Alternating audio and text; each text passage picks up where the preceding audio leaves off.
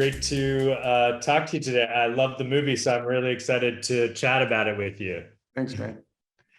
So first off, you star opposite BJ Novak, who was also the director and writer of the film.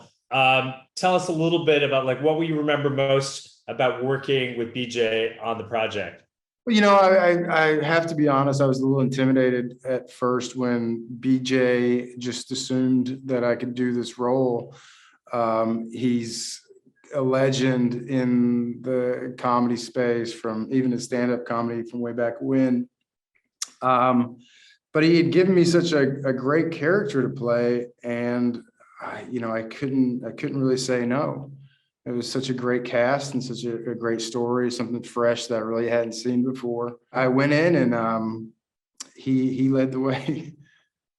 Did he give you any specific advice on comedy and how to approach different comic moments?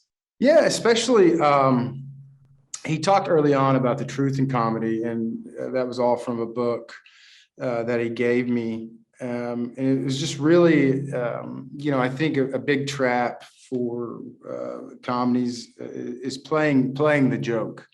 And as the title of the book says, the truth in comedy. So really just playing the reality of that. And the more you lean into the passion of that actual story, the comedy will just play itself out.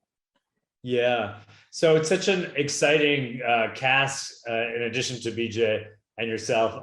So was there a particular moment that was the most memorable or fun for you guys working on it? I think the Whataburger scene that we have, I didn't really ever fully understand it throughout rehearsal and reading it. But once everyone came together and the synchronicity of people punctuating when the lines came in and just the flow and fluidity of everything, I looked back, I was like, okay, finally, I get what you're doing with this, because it was so niche and so nuanced about Whataburger, and me not being from Texas.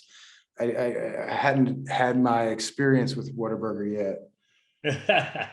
Yeah, so I was going to ask you that. Did you have to do any Texas research to get into this role? I did some Texas research other than eating a lot of Whataburger. I lived in Austin for a long time.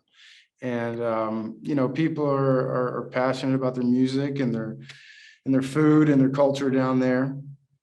And then just the nuts and bolts of it all, the dialect and just the sensibility of place and time.